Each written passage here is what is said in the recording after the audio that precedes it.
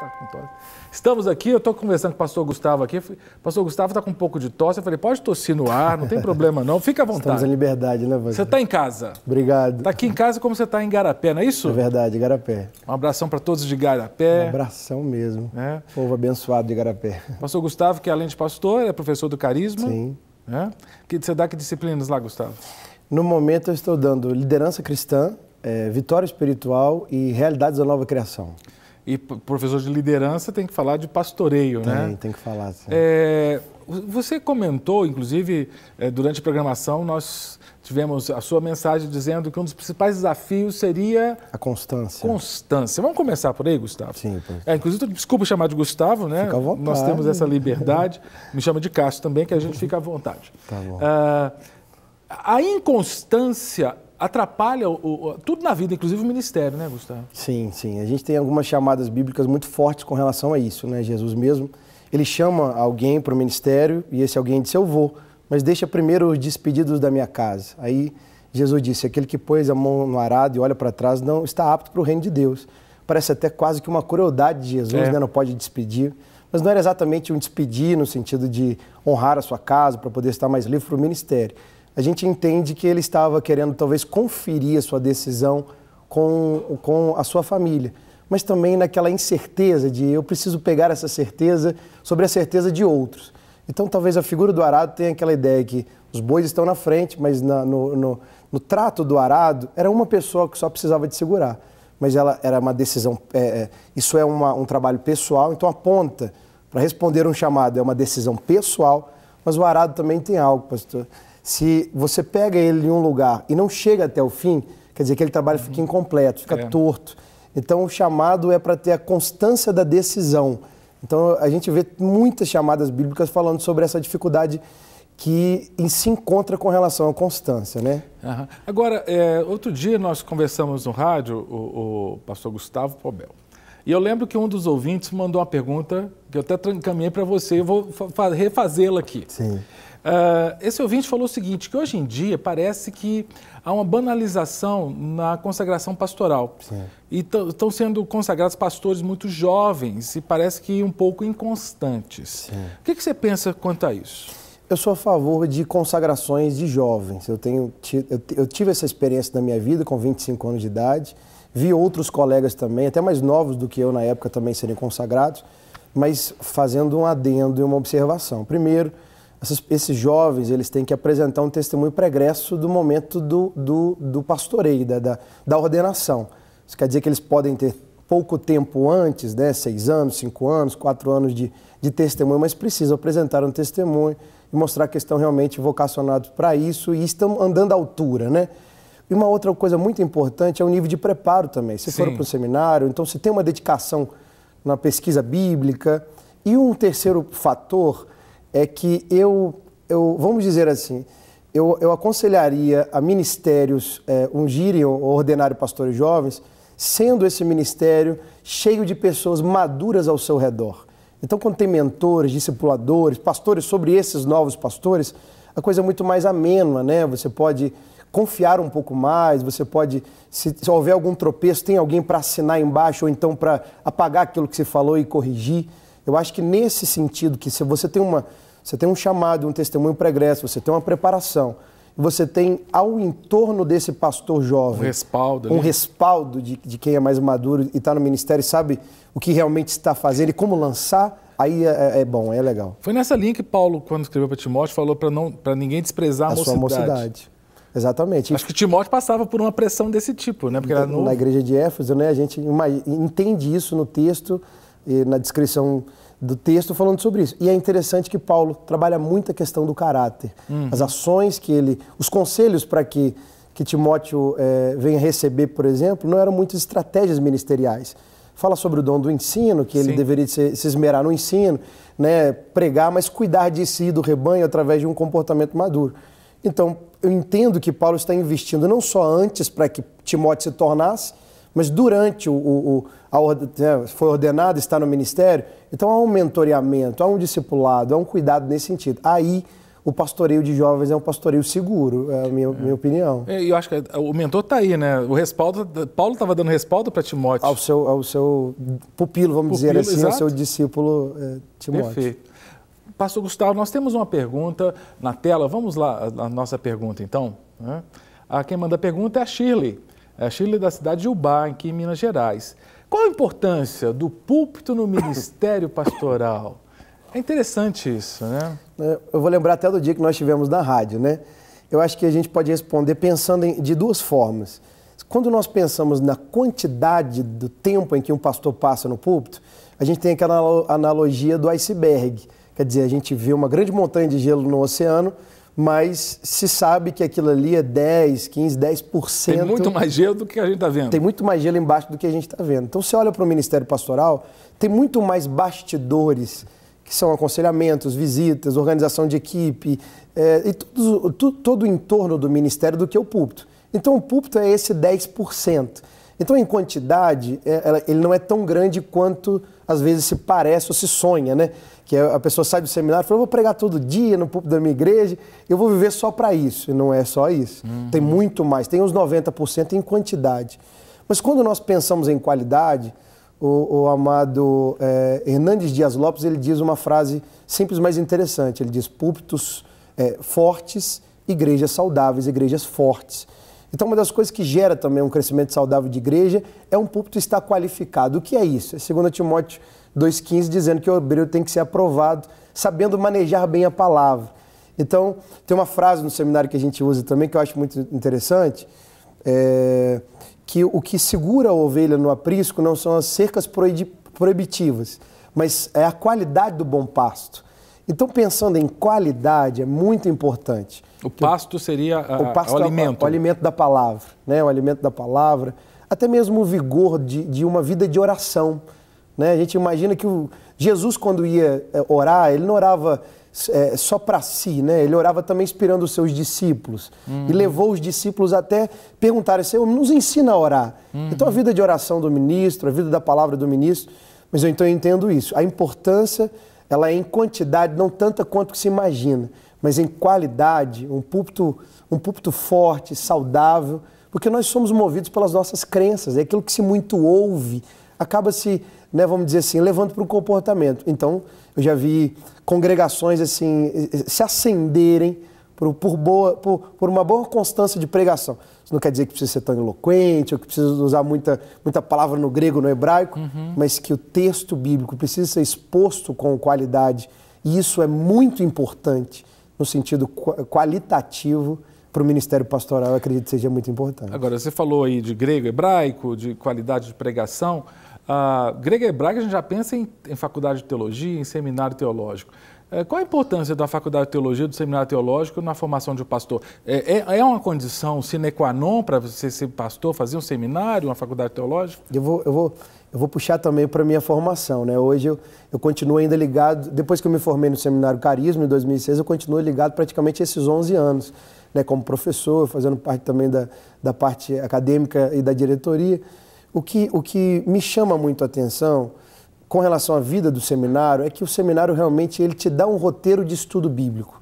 Então eu acredito o seguinte, para quem não tem ainda essa oportunidade, precisa exercer o ministério, eu não acho que seja proibido alguém entrar no ministério pastoral sem ter passado pelo seminário. Agora, se tem a oportunidade de fazer, antigamente tinha alguns médicos que eles eram práticos, né? Não passavam pela faculdade, advogados, pessoas que têm um dom, têm um talento, e por conhecer por outros bons profissionais faziam um bom trabalho. Agora, depois que chegou a vocação formal, né, vamos dizer que o seminário está para formar e o dia a dia está para informar, perdão, e o dia a dia da igreja para formar, né, um informa, outro forma, a gente imagina o seguinte, se tem essa ferramenta, então é seguro você passar, né, é como um exemplo que a gente estava usando até na rádio. A Bíblia não diz para nós termos 2 ou 3 meses, por exemplo, de classe de discipulado para batismo. Jesus diz, quem crê e for batizado será salvo, quem não crê é condenado. A pessoa pode crer, ser batizado naquele momento, como o eunuco, aconteceu isso lá com Filipe, quer dizer, ele foi batizado, a gente não vê que ele passou por uma classe. Agora, vamos desprezar as classes de batismo de modo algum, porque hoje, talvez, por muita gente entendendo ou não o apelo, levantam a mão, já vão logo para a salinha, a gente tem que discernir se estão realmente crendo, se aquilo ali é algo real, para que você passe, por exemplo, para algumas aulas de batismo, ele sabe o que está fazendo, e você leva a pessoa à consciência bíblica e à maturidade. Eu acredito que esse seminário também tem, lógico, com outro termo, mas tem a ver com isso. A pessoa é chamada, mas é bom que ela passe, para que a gente tenha um certo crivo de qualidade e que a pessoa saia ali com um roteiro. Um seminário de 2 anos, de 4 anos, de 5 anos, quer dizer, ele tem um roteiro. E aí ele vai poder saber aonde procurar, que tipo de livro, né, realmente ler e como ouvir outras pessoas também com bons sermões e bons ensinos, para que ele tenha uma vida pastoral constante, né? Perfeito. Pastor Gustavo, mais uma pergunta na tela, mas eu vou pedir, vou ler, mas você vai responder depois do intervalo, tá bom? Então vamos lá, a pergunta na tela. Quem manda a pergunta é o Biratã, aqui de Belo Horizonte. Como os pastores devem escolher os temas para suas pregações?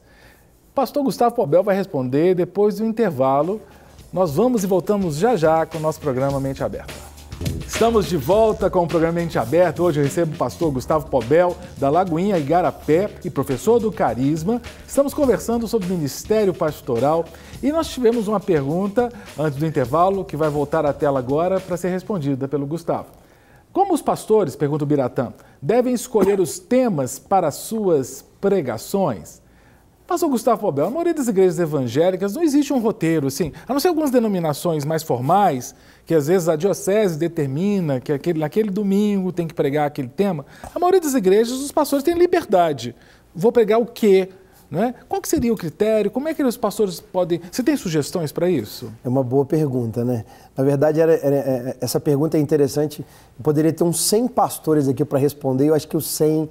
eles teriam opiniões distintas com relação a isso. Eu acho que não tem. Voltando para a vida do seminário, que eu acho que nos ajuda muito, você passa durante um período do seminário de 2 anos, ou de 4 anos, de 5 anos, e você está exposto a uma linha de ensino. Eu acredito que aquilo que a gente absorve é o que a gente tem para dar.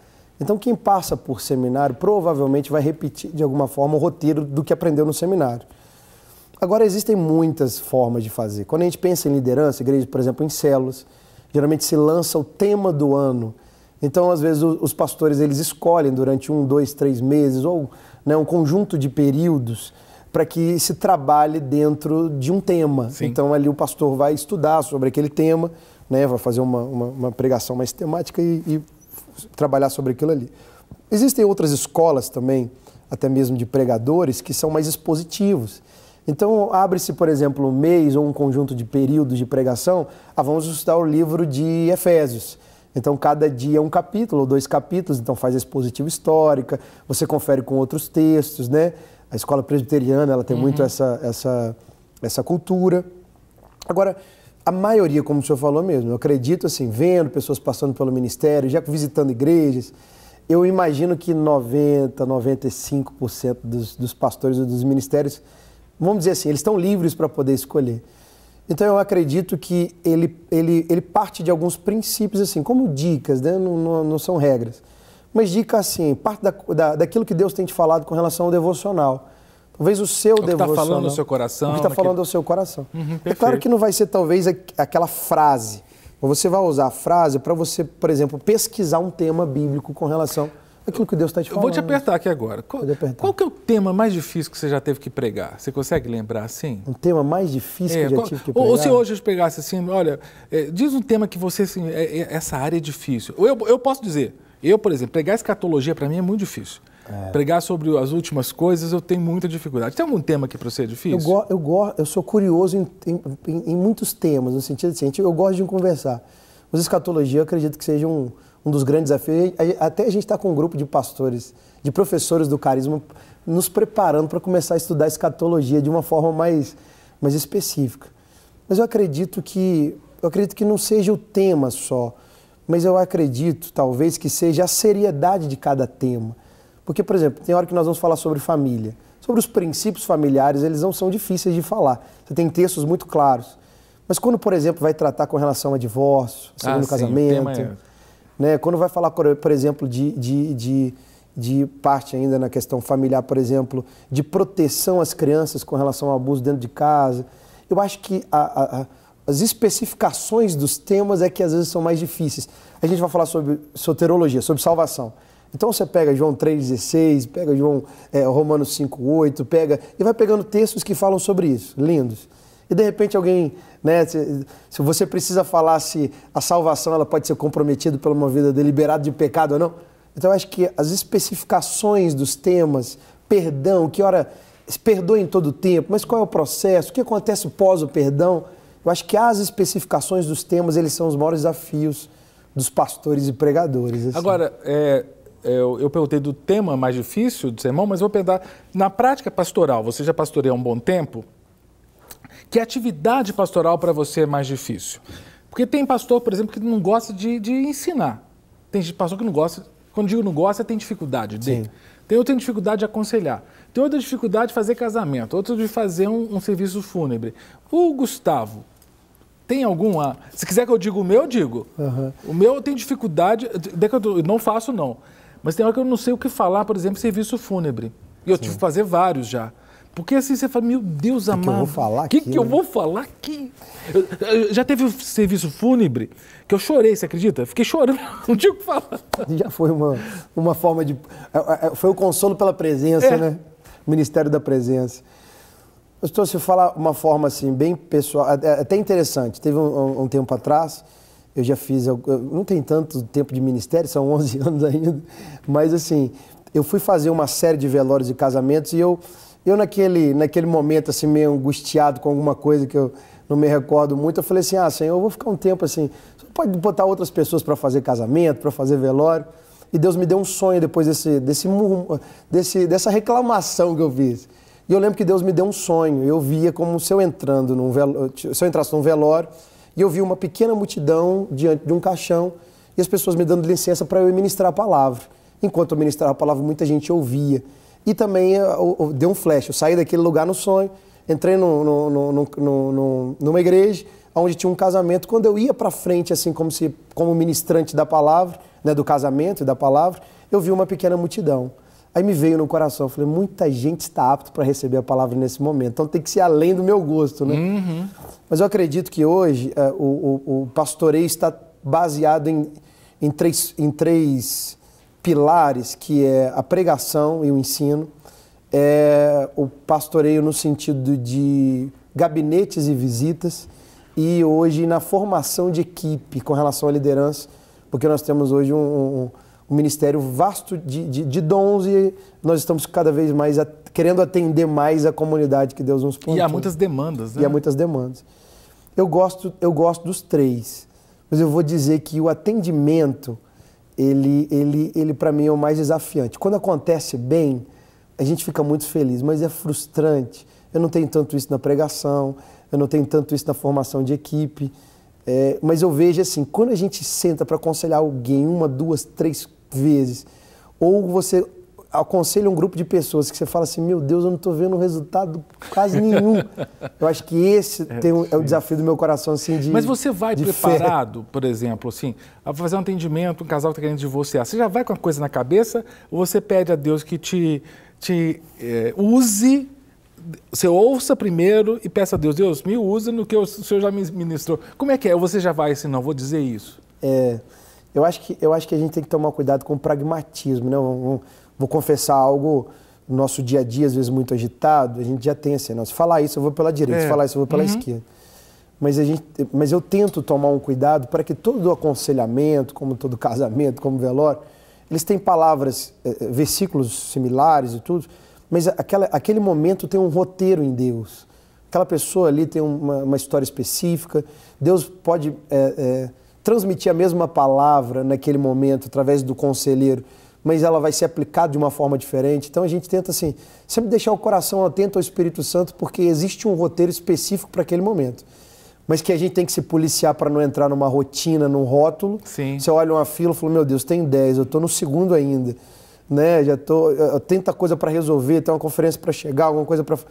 não, então calma aí. Então a gente às vezes atende de uma forma mais pragmática. Protocolo. Um protocolo. Mas tentando, eu vejo isso, né? Esse temor em Deus para buscar aquele roteiro, para que algo seja realmente específico, para que o Senhor possa atender aquela pessoa realmente através do conselho. Perfeito. Vamos a mais uma pergunta, pastor Gustavo, a pergunta na tela. Vamos ver quem fez a pergunta. Foi o Uziel, da cidade de Tabirito. O Uziel diz assim, olha, eu sou diácono e na igreja onde eu congrego, eu percebo que o pastor não tem um olhar atento e sensível para as necessidades profundas das pessoas. Como eu devo alertar o meu pastor sobre isso? É uma pergunta bem difícil também, bem delicada, né? Mas aqui na Mente Aberta é lugar também de perguntas delicadas. Uhum. Vai muito da história também do próprio pastor, né? Eu acredito que não só da formação, quanto a questão da história familiar, como ele trata consigo mesmo e com a sua casa. Então existem pessoas que eles têm uma capacidade de empatia, de se conectar com outros com mais facilidade. Outros não. A pessoa foi criada assim, ele tem um tipo de temperamento um pouco mais rápido, mais organizador, né, mais resolutor com relação aos problemas. Eu acho que o pastor aí, ele precisa agora é a questão de liderança, né?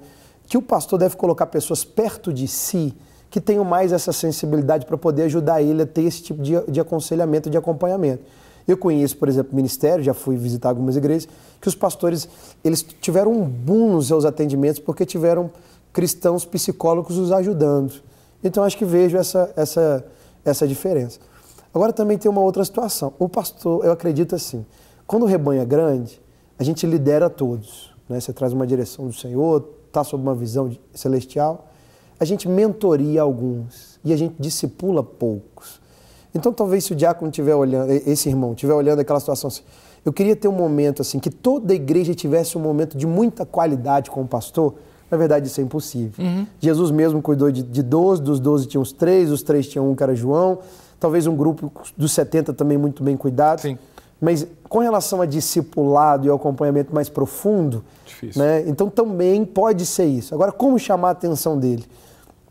Eu não sei, só Deus para poder ajudar, porque pode ser uma conversa, pode ser levando ele a ouvir outras pessoas que falem sobre isso, mas talvez ajudando. Pastor, a gente pode ajudar, né? Ouvir. E eu estou lembrando, soluções. Foi para Timóteo que Paulo falou que se fosse fazer uma exortação para o mais velho, como se fosse a um pai, não é isso? Como se fosse a um pai. Porque às vezes também uma pessoa mais jovem, não sei a idade do diácono, né? Mas às vezes tem muito jovem que vai falar com o pastor mais velho como se fosse seu chapa, assim, né? Por isso é bom guardar a honra, né? Isso. Nesse sentido, né? É como um conselho, é como aquela serva de Naamã, de uma forma tão graciosa, deu o conselho e ela tomou aquilo, né? Junto com sua esposa, mas tomou aquilo e disse, não, então eu vou procurar o profeta, né? E depois alguém disse, mas se não fosse algo difícil, o senhor não faria? E aí ele retorna e mergulha. Quer dizer, o jeito de falar, a forma de falar a honra, acho que desperta mais o coração do que se for uma coisa, o senhor precisa fazer, e aqui o senhor não está atendendo ninguém, o senhor é insensível. Né? O modo é determinante. O modo é determinante. Por isso, com muito jeitinho, eu vou dizer, desculpa, mas nós temos que terminar o programa. Foi rápido, mas foi muito bom, Gustavo. Muito bom, obrigado, pastor. Viu, querido? Obrigado pela oportunidade. Que Deus abençoe a igreja lá de Igarapé, Amém. você e seu ministério. Amém. Obrigado, pastor. Você também. Para receber todas as novidades do canal, inscreva-se. E se curtir o vídeo, clique em gostei. Aproveite para acompanhar a Rede Super nas redes sociais.